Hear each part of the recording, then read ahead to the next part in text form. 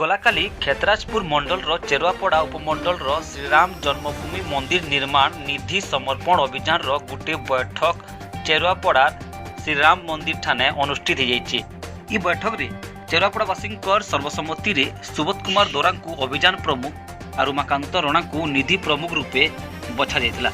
तार संगे अभियान प्रमुख रूपे मनोज शर्मा, राजू खेत्री, बुलू रणा, राजेंद्र साहू, अक्षय बेहरा, भगवती रणा, त्रिपुरा पात्र, अहल्या डनसरा को बिल बछा जाइथिला।